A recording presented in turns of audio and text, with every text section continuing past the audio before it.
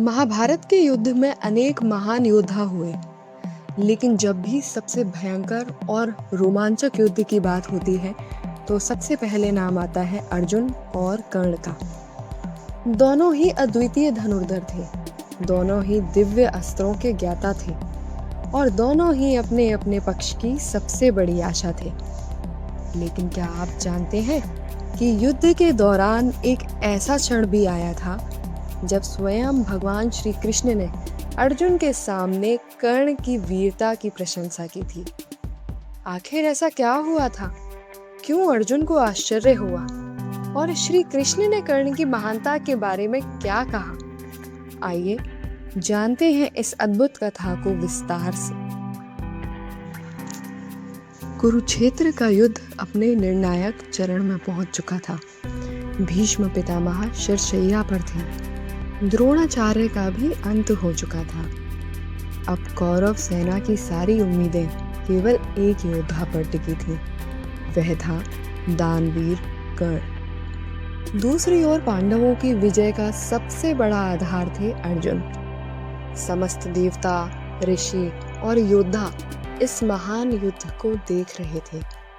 सब जानते थे कि आज का दिन इतिहास रचने वाला है।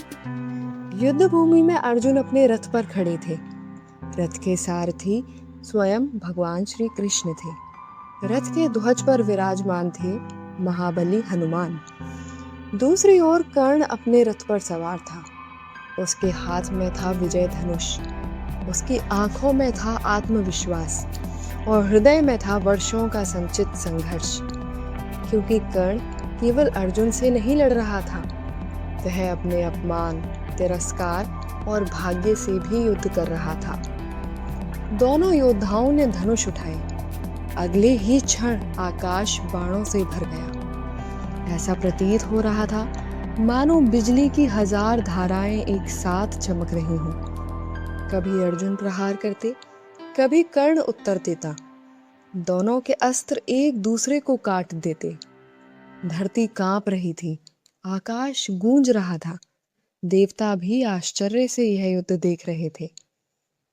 युद्ध के दौरान अर्जुन ने एक अत्यंत शक्तिशाली बाण छोड़ा। वह बाण कर्ण के रथ से टकराया। टक्कर इतनी भयंकर थी कि कर्ण का रथ कई कदम पीछे खिसक गया। कौरव सेना स्तब्ध रह गई। कुछ समय बाद अर्जुन ने फिर प्रहार किया। एक बार फिर कर्ण का रथ पीछे चला गया। ये देखकर अर्जुन के मन में गर्व उत्पन्न हुआ। उसे लगा कि उसकी शक्ति कर्ण से कहीं अधिक है। लेकिन कर्ण भी कोई साधारण योद्धा नहीं था। उसने अपने धनुष पर बाण चढ़ाया, मंत्रों का स्मरण किया और पूरी शक्ति के साथ अर्जुन की ओर अपना तीर छोड़ दिया। बाण सीधा अर्जुन के रथ से टकराया। रथ पीछे खिसका, लेकिन केवल कुछ कदम। अर्जुन मुस्कुराया। उसे लगा कि कर्ण की शक्ति उससे कम है। अर्जुन को आश्चर्य तब हुआ जब उसने देखा कि श्री कृष्ण बार बार कर्ण की प्रशंसा कर रहे हैं। श्री कृष्ण बोले, वाह कर्ण, अद्भुत प्रहार। अर्जुन यह सुनकर चकित रह गया। उसने सोचा, मेरे बाण कर्ण के रथ को दूर तक पीछे धकेल रहे हैं, लेकिन कर्ण मेरे रथ को केवल कुछ कदम ही पीछे कर पा रहा है। फिर भी प्रभु उसकी प्रशंसा क्यों कर रहे हैं? अंततः अर्जुन स्वयं को रोक नहीं पाया। अर्जुन ने विनम्रता से पूछा, हे माधव, मेरे प्रहारों से कर्ण का रथ बहुत दूर तक पीछे चला जाता है, लेकिन उसके प्रहार से मेरा रथ केवल थोड़ा सा ही हिलता है। फिर भी आप मेरी प्रशंसा नहीं करते और कर्ण की वीरता की सराहना करते हैं। ऐसा क्यों? श्री कृष्ण मुस्कुराए।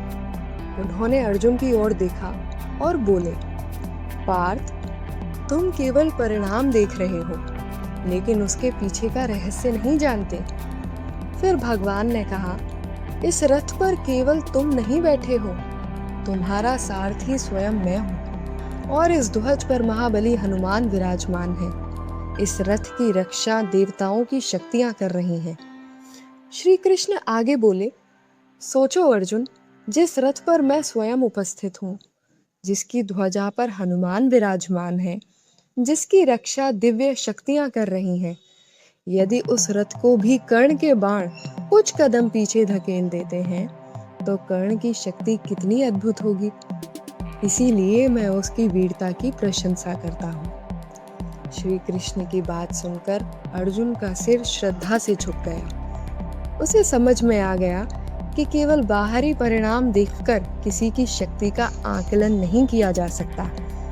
उसने कर्ण की वीरता का सम्मान किया और अपने मन के गर्व को त्याग दिया। दोस्तों, यह कथा हमें एक गहरा संदेश देती है। जीवन में कभी भी किसी व्यक्ति को केवल बाहरी परिणामों से मत आंकिए। कई बार सामने वाला व्यक्ति ऐसे संघर्षों से लड़ रहा होता है जिनके बारे में हमें पता भी नहीं होता। दूसरी बात, महान सच्चा व्यक्ति वही होता है जो अपने प्रतिद्वंदी के गुणों का भी सम्मान करे। स्वयं भगवान श्री कृष्ण ने हमें यही शिक्षा दी है। उन्होंने अर्जुन को सिखाया कि वीरता जहां भी हो, उसका सम्मान अवश्य होना चाहिए। तो दोस्तों, आपको कर्ण और अर्जुन के युद्ध की यह प्रेरणादायक कथा कैसी लगी? कमेंट में ज़रूर बताइए। अगर वीडियो पसंद आए तो लाइक कीजिए, शेयर कीजिए और चैनल को सब्सक्राइब करना ना भूलें। राधे राधे।